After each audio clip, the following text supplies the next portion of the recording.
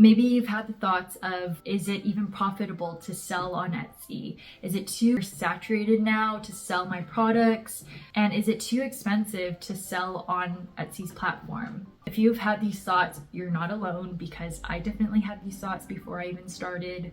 Now that I've been an Etsy seller for 2 years, I wanted to give you guys my honest 2 cents and share the pros and the cons of having an Etsy shop so that you can make an informed decision, hopefully by the end of this video, whether or not you want to start your own shop and if it's worth it. So let's go ahead and jump right in. Of course, we're going to start with the cons because I think it's better to get the cons out of the way first before we move on to the pros.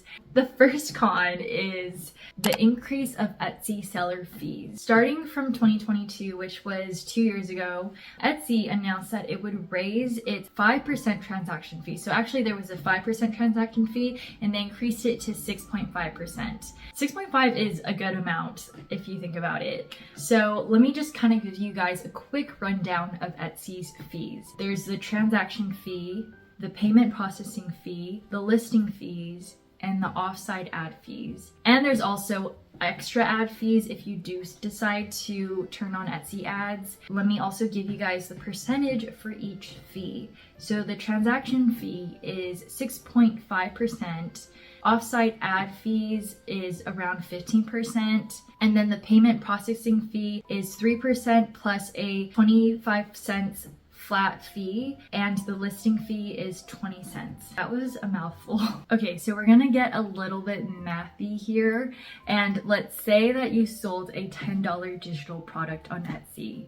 Let's start with the transaction fee first. So that's 6.5% of 10, which equals 65 cents. And then we add the offsite ad fee, which is around 15% of 10, and that equals $1.50. If you add that together, that equals $2.15. Now we want to consider the payment processing fee, which is 3% of 10 plus the fixed fee, which is 25 cents, and that equals 55 cents in total.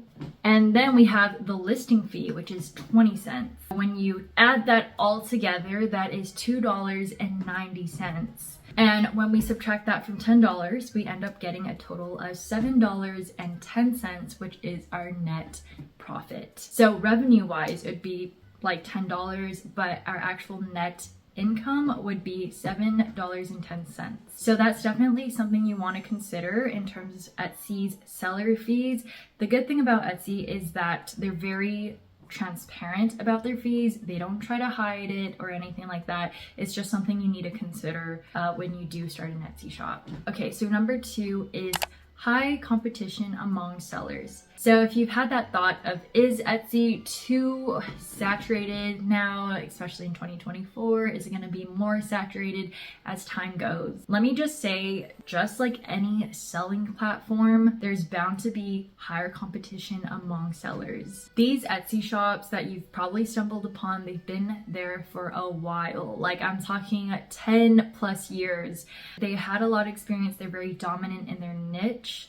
But we can say the same for eBay, we can say the same for Shopify, for all these e-commerce platforms. Because there are saturated niches, this can raise competition for new Etsy sellers that want to start their shop and gain visibility. This doesn't mean that it's impossible to stand out, it just means that the competition is higher in certain niches. Okay, number 3 is that you are not allowed to collect shoppers' emails. I'm not exactly sure why, but I have an inkling it's because Etsy wants its shoppers and buyers to stay on its platform, so they don't want you creating your own email list and trying to sell your own products outside of Etsy. But if you do want to create your own email list, this is something that you need to consider. You would have to download a separate extension that automatically imports your shoppers' emails after they've bought something from you. And number 4 is more products equals more success on Etsy. I found from personal experience that Etsy tends to favor new Etsy sellers on its platform. So this is a good sign. This is like good news for people who are new to Etsy. The more products you create, the happier Etsy will be in terms of promoting your content or gaining more visibility for your products because they want to keep you on its platform. But on the other hand, if your products require more labor and it's harder to just keep pumping out new content or new products, this is something you'll have to consider compared to other people who are able to create digital products a lot faster. So for example, if you sell physical products or if you sell digital products that require a bit more labor, it's just more difficult to have a bigger inventory compared to people who are just constantly creating and pumping out digital products almost every single day. So this is definitely something to consider depending on your niche and how quickly you're able to create digital products or how much inventory you'll have when you start your Etsy shop. Okay, so those were the cons of selling on Etsy, and now we're gonna move on to the pros. So the first pro is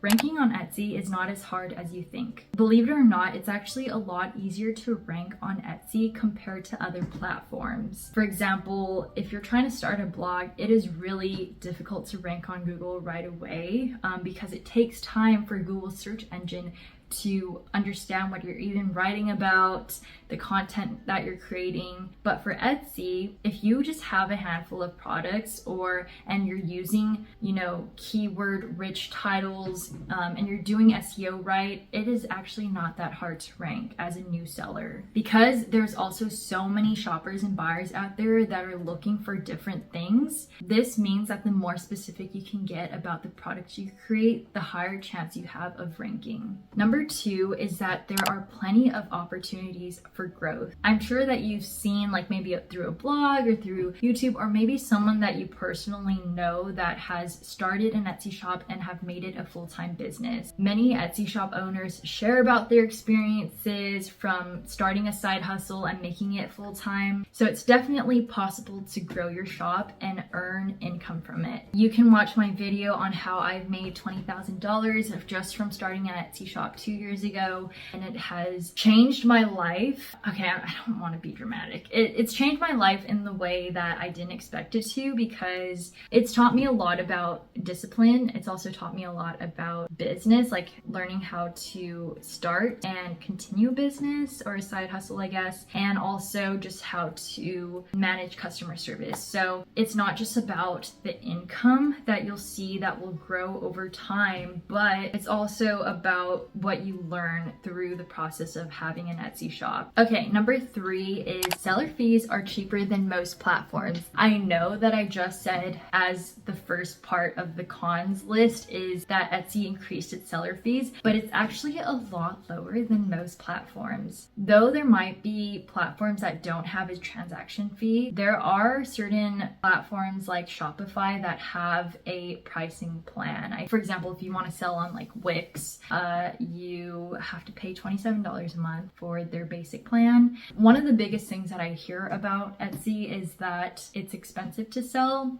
I think it can be kind of a hassle if you're not on the platform anymore. Like, let's just say that your shop is dormant, you haven't been posting on Etsy. Etsy's still gonna take some fees away from you. And I've learned that from personal experience because I've had a shop where I wasn't posting anymore on it, but it was still taking away money from me. So that's just something that you need to be mindful of if you're no longer interested in selling on Etsy's platform. Because Etsy doesn't have a monthly pricing plan, I feel like it's a lot cheaper than other e-commerce platforms that do have a monthly plan and a transaction fee. When I really think about it, I just feel like Etsy makes up for that pricing plan through their transaction fees and all these like other fees, which I don't think is too bad. But maybe that's just personal opinion. So I would kind of list that under the pros. Okay, and number 4 is that it is easy to set up and start your shop. It is really not as hard to start an Etsy shop. I think the hardest thing that a lot of people kind of come across is starting to create digital products or create their own stuff, because it's hard to, first of all, pick a niche. It's hard to decide what product to create, what kind of software to use